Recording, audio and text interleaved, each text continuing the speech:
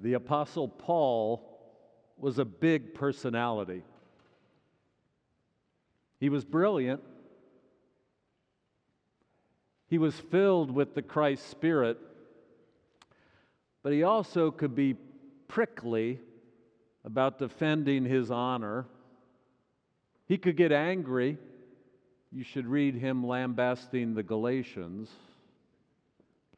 And depending on how you interpret just a few sentences throughout his letters, he has done real harm to women and to gay people. But he's a big personality. And there's a part of him that is so pure and so beautiful. In 1 Corinthians 13, he suddenly rhapsodizes in a love poem. And this has become the most famous love poem in humanity's history. Consider there are over 2 billion Christians around the globe. This poem has been read for 2,000 years all around the world. It's the love poem of the planet Earth. And we need a love poem right now. You sense that too, don't you? We need a love poem right now.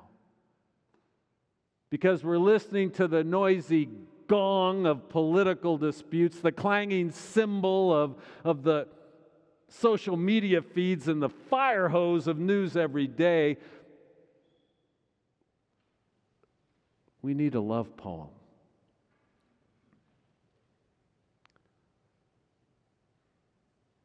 Love is patient.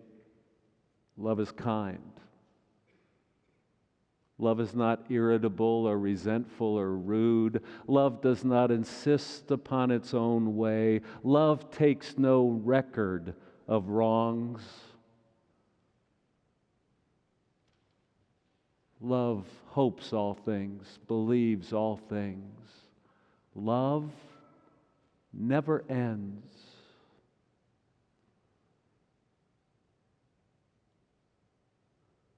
Our world needs a love poem, something to make us more gentle, more loving.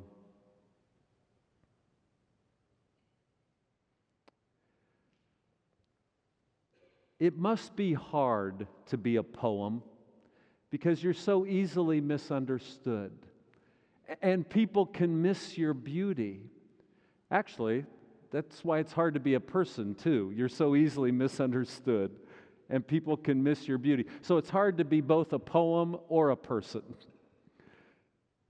You see, you could misunderstand this poem. It takes part in a daring gambit. It takes the risk that you fully understand the word love. If you don't understand the word love in its fullness, you won't understand the poem. And this is risky because we use love in our culture in such trivializing ways. We make it so superficial. I love pizza. I love my brand of toothpaste. We superficialize that word. I love Thai food. I have a real relationship with Thai food. I really do. But we use that word as just a mere emotion or something we like. We enervate the word. We dilute it so much. When this poem speaks about love, it's talking about something that covers a vast sweep. Love is the most basic little actions between people. Be gentle, be kind, be patient. But then it connects those basic everyday actions with something so cosmic and essential that it's the one thing that never ends. Love is the essence of all things.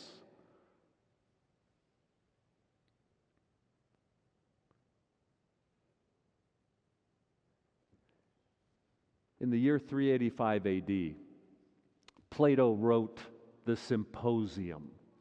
And it's set as a series of dialogues between some Athenians sitting around having a meal, and a symposium is deep conversation, is what that means. And they're engaging in conversations about love. And then at one point, Socrates takes over and shares what he's learned about something he calls the ladder of love. That your whole life, the purpose of your whole life is to climb this ladder of love to fuller understandings of love. The sole purpose of your life is to grow in understanding love. And he describes how we start early in our lives. Maybe we love physical beauty, but we must climb the ladder and learn to love their soul. Climb the ladder of love. And when we're adults in this society, we begin to love our laws and institutions that beautiful souls have made. But we must climb the ladder and learn to love beauty itself. And then ultimately, to love love. All of life is our attempts to climb the ladder of love. And this poem is taking you up the ladder of love.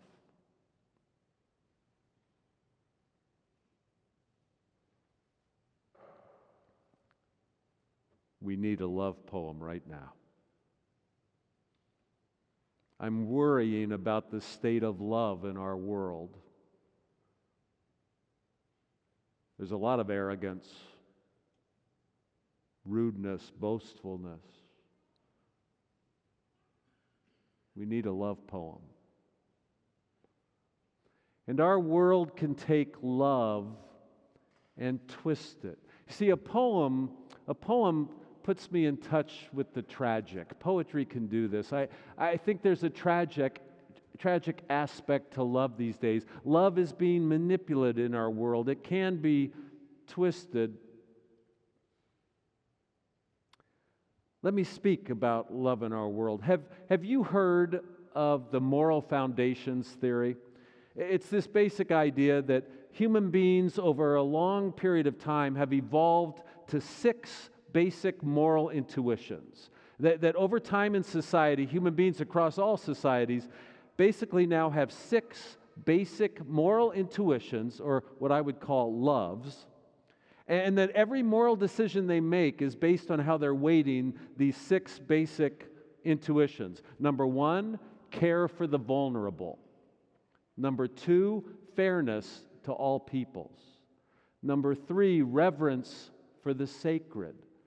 Number 4, respect for authority.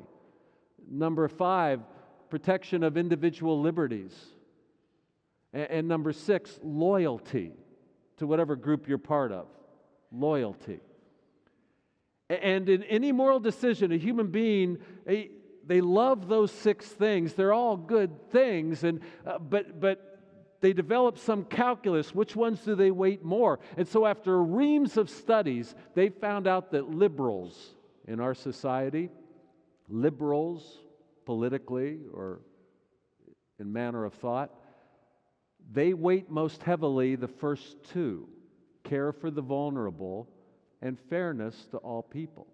They also weight the other 4. Those are wonderful things, but lower.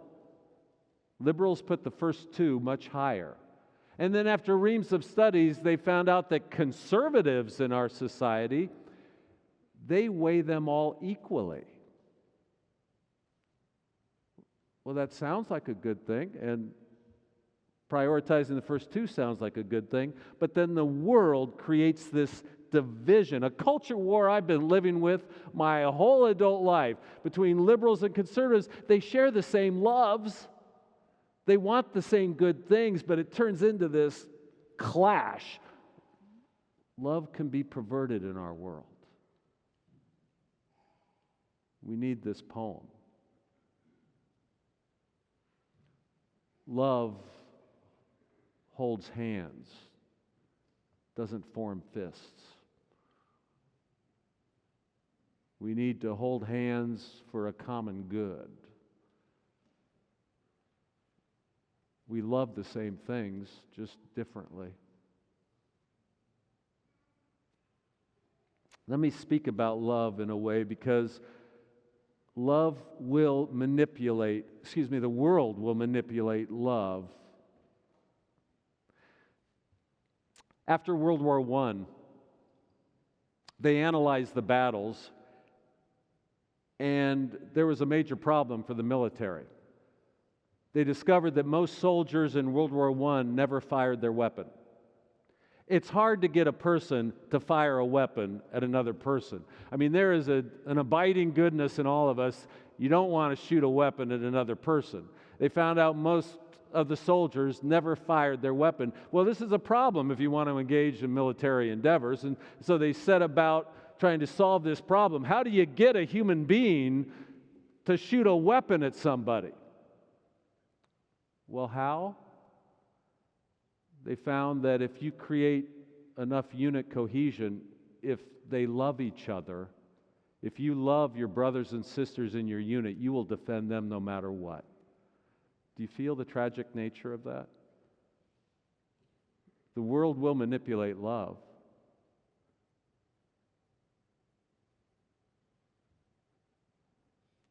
The love of a unit is a beautiful thing, but the world will use it for its purposes.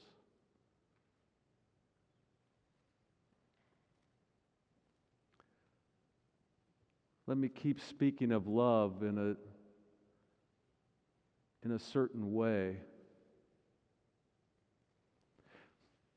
My son is now 24 years old, and I'm smiling because I love him. I love both my sons very much. My older one is now 24 years old, and he studied economics in Washington, D.C., but then he came back to finish at UNL.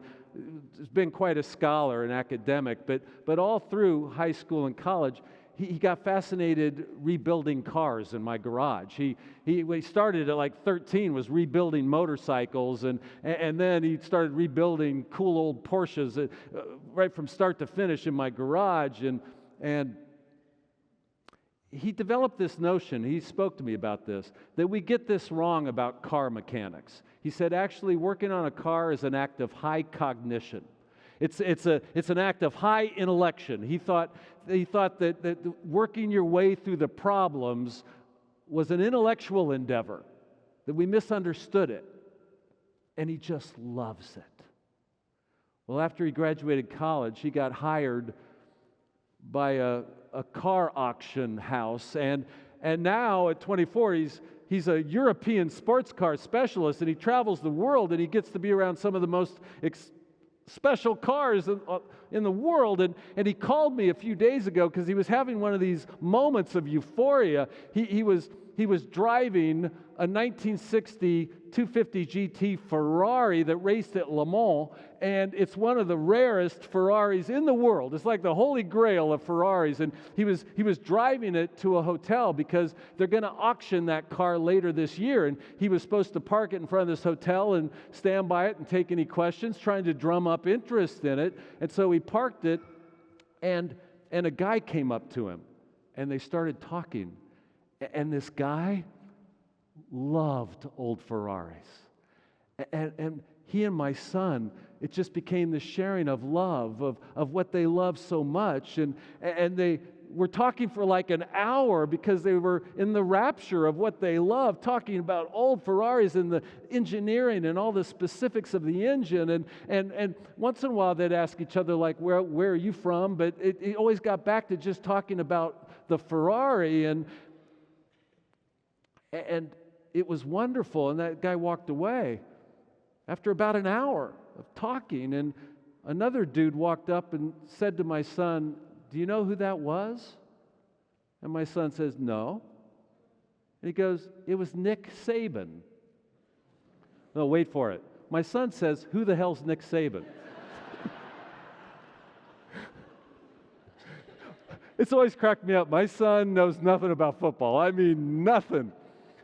And so he kind of goes over into the hotel lobby and calls me on the cell phone and goes, Dad, tell me who Nick Saban is." And I said, "Well, have you heard of a little football school called Alabama?" And he was like the greatest football coach in college of all time. And I said, haven't you at least seen him in all the commercials on TV? And my son goes, I don't watch TV, Dad. He's just into what he's into. You see, what was so beautiful is a moment in the world, people are just sharing love without any arrogance or I don't think it occurred to Coach Saban to tell my son who he was at all, because they were just sharing their love. But the world will intercede and try to make love about one-upsmanship or something like that.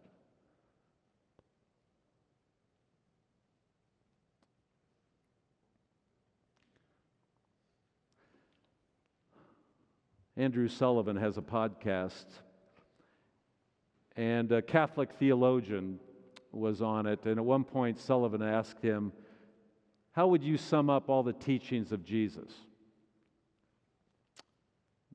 Father Allison thought about it for a moment, and he said, how would I sum up all the teachings of Jesus? 3 things. Do not be afraid. Imitate me. Imitate Jesus. And forgive each other so that you will be forgiven.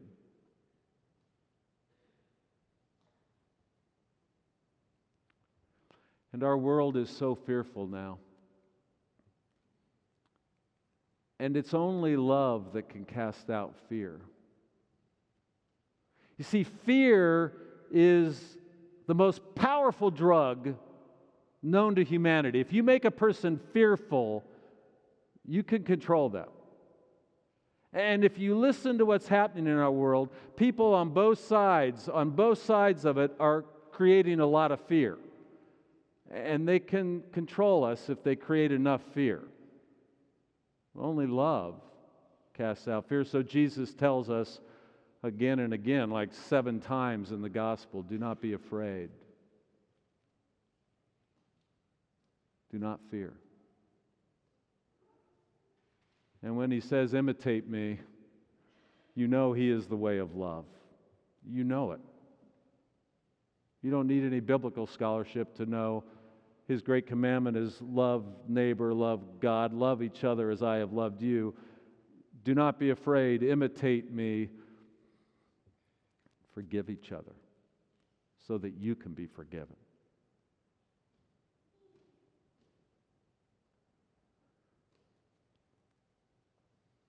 We need this love poem. I want to know what love is. I want you to show me. I want to feel what love is. I know you can show me. I have a dream of getting a congregation to sing Foreigner. This is like 1984 British American rock band, and it was my song in college, and I have a dream. Could I get us? So help me when I get to the refrain. In my life, there's been heartache and pain. I don't know if I can face it again. I can't stop now. I've traveled so far to change this lonely life. I want to know what love is. Let me hear it. I want you to show me. I want to feel what love is. Oh, sing it. I know you can show me. One more time, let it rip. I want to know what love is. I want you to show me. I want to feel what love is. I know you can show me. Thank you for fulfilling my dream. And we can know what love is because he has shown us. We can know what love is because Jesus Christ is this fullest manifestation of love on our earth. We can know what love is, and we can feel it. And so, my friends, hear the straight on essential aspect of this poem, because religion is always about pointing to a greater love. That's what religion is about. We turn religion into something complicated, a bunch of doctrinaire or theological beliefs, or a bunch of rituals or festivals. It's all great, but it's all pointing to a greater love. You know, the Buddha taught us that, Buddha said, when I point at the moon, look at the moon, not my finger. Don't look at me when I'm teaching you. Look at what I'm pointing to. And that's what Jesus Christ wants of us. Christ is pointing to a greater love. Our whole religion is pointing to a greater love. Religion is love. And this poem is trying to help you understand the sweep of that word.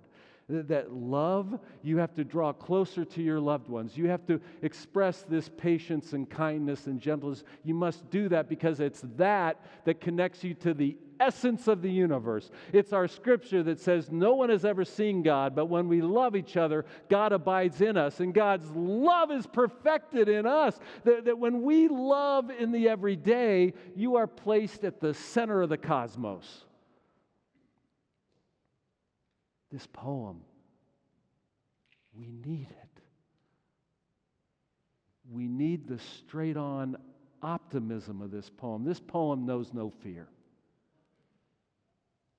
It says, love never ends. It did not say love wins. I actually hate that phrase, love wins. Love knows no beating someone else or one-upsmanship. Love doesn't win. Love holds on. Love never lets go.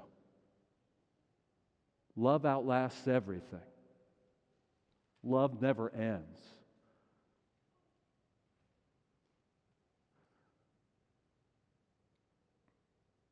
Beloved,